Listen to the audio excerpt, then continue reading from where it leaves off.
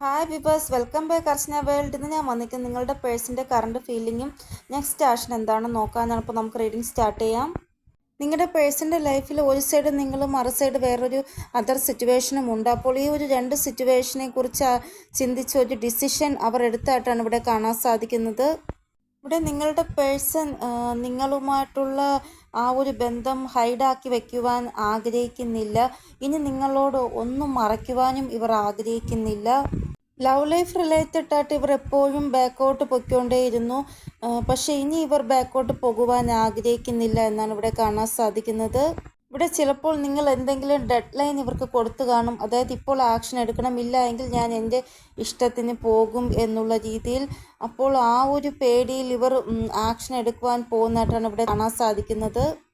ചില ആൾക്കാർ തേർഡ് പാർട്ടിയെ ഹേർട്ട് ചെയ്യുവാൻ ആഗ്രഹിക്കുന്നില്ല. ചില ആൾക്കാർ എല്ലാം അറിഞ്ഞു വെച്ചുകൊണ്ട് കഴിഞ്ഞാൽ തേർഡ് പാർട്ടിയെ ഹേർട്ട് ചെയ്യുന്നു. കാരണം തേർഡ് പാർട്ടി അറിയണം ഇവരുടെ പവറിലാണ് ഉള്ളത് എന്ന്. അപ്പോൾ ഇവരുടെ ഫാമിലിയെ ട്രിഗർ ചെയ്യുന്നതായിട്ടാണ് കാണാൻ സാധിക്കുന്നത്, മനഃപൂർവ്വമായിട്ട്. അതായത് എങ്കിൽ മാത്രമേ മുന്നോട്ടുള്ള ജീവിതം നല്ലതായിട്ട് മാറുകയുള്ളൂ. അതായത് പേരൻസിനോട് കള്ളം പറയുക, ഞാൻ പറയുന്ന ആളെ വിവാഹം ചെയ്ത് തന്നില്ല എങ്കിൽ ഞാൻ ഇങ്ങനെ ചെയ്യും, അങ്ങനെ ചെയ്യും, അങ്ങനെയൊക്കെ പറഞ്ഞ് ഭീഷണിപ്പെടുത്തത്തില്ല, അങ്ങനെയൊക്കെ ചെയ്യുക. ചില ആൾക്കാർ ഇങ്ങനെയും പറയുന്നതായിട്ട് കാണാൻ സാധിക്കുന്നു ഫാമിലിയോട്. എനിക്ക് എൻ്റെ ലൈഫിൽ ഹാപ്പിനെസ് ആണ് മുഖ്യം, അപ്പോൾ അതിനുവേണ്ടി ഏത് ബന്ധം വിട്ടുകളയുവാൻ പറഞ്ഞാലും ഞാൻ വിട്ടുകളയും എന്ന് ഇവിടെ നിങ്ങളുടെ പേഴ്സൺ, ചില ആൾക്കാരുടെ പേഴ്സൺ പറയുന്നതായിട്ട് കാണാൻ സാധിക്കുന്നു. അത് കൾച്ചർ ഡിഫറൻസ് വരുമ്പോൾ ഇവിടെ കുറേ ആൾക്കാർക്ക് മെസ്സേജ് വരാൻ പോകുന്നതായിട്ടാണ് കാണാൻ സാധിക്കുന്നത്. അപ്പോൾ നിങ്ങൾ ഈ ഒരു എനർജി ഉറപ്പായിട്ടും ക്ലെയിം ചെയ്യുക. കാരണം ഒരെണ്ണം അവസാനിച്ചാൽ മാത്രമേ ഒരെണ്ണത്തിന് തുടക്കാൻ സാധിക്കുകയുള്ളൂ. എൻഡിങ് ഓഫ് ദ സൈക്കിൾ, ഒരു ന്യൂ ബിഗിനിങ്ങിന് വേണ്ടി.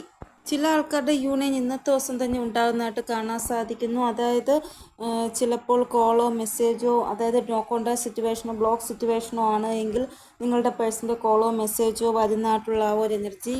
ഇവിടെ നിങ്ങളുടെ പേഴ്സൺ ഏതെങ്കിലും ട്രാപ്പ്ഡ് സിറ്റുവേഷനെ എന്നേക്കുമായിട്ട് അവസാനിപ്പിച്ചു എന്നുള്ള ആ ഒരു മെസ്സേജ് ആയിരിക്കും നിങ്ങൾക്ക് കിട്ടുക.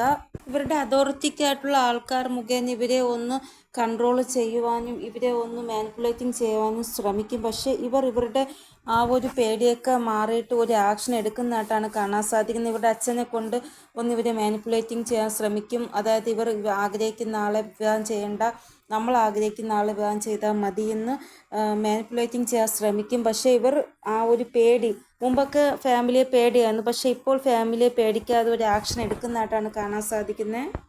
ചില ആൾക്കാരുടെ പേഴ്സൻ്റെ ഫാമിലി ഒരു പ്രപ്പോസൽ അക്സെപ്റ്റ് ചെയ്തിട്ടില്ല. അത് കാരണം അവർ ഭയങ്കരമായിട്ട് ഐസൊലേഷനിലാണ് എന്നാണ് ഇവിടെ കാണാൻ സാധിക്കുന്നത്. അപ്പോൾ ഫാമിലിയുടെ ഭാഗത്തു നിന്ന് ഭയങ്കരമായിട്ട് പ്രശ്നം ഇവിടെ ഉണ്ടായിട്ടുണ്ട് എന്നാണ് ഇവിടെ കാണാൻ സാധിക്കുന്നത്. അപ്പോൾ ഇതാണ് നിങ്ങളുടെ പേഴ്സൻ്റെ കറണ്ട് ഫീലിംഗ്. ഇനി നെക്സ്റ്റ് ആക്ഷൻ എന്താണെന്ന് നോക്കാം.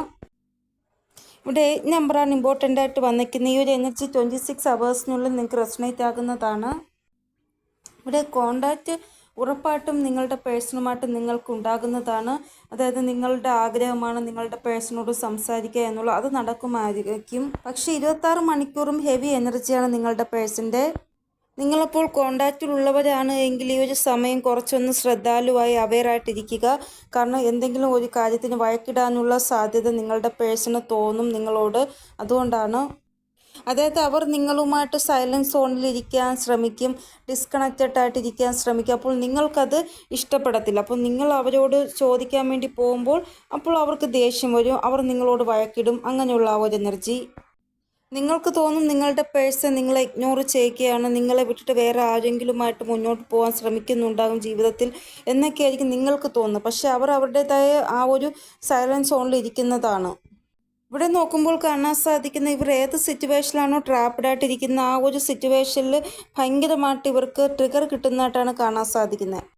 അപ്പോൾ തേർഡ് പാർട്ടിയിൽ നിന്ന് സ്ട്രോങ് ആയിട്ടുള്ള ട്രിഗർ ഇവർക്ക് കിട്ടുന്നതായിട്ടാണ് ഇവിടെ കാണാൻ സാധിക്കുന്നത്. ഇനി നിങ്ങൾ നോ കോണ്ടാക്ട് സിറ്റുവേഷനിലാണ് എങ്കിൽ നിങ്ങൾ ടെൻഷൻ എടുക്കേണ്ട ഒരു കാര്യവുമില്ല. അതായത് 26 മണിക്കൂർ തൊട്ട് 48 മണിക്കൂറിനുള്ളിൽ നിങ്ങൾക്ക് നിങ്ങളുടെ പേഴ്സൻ്റെ കോളോ മെസ്സേജോ വരുന്നതായിട്ടാണ് ഇവിടെ കാണാൻ സാധിക്കുന്നത്.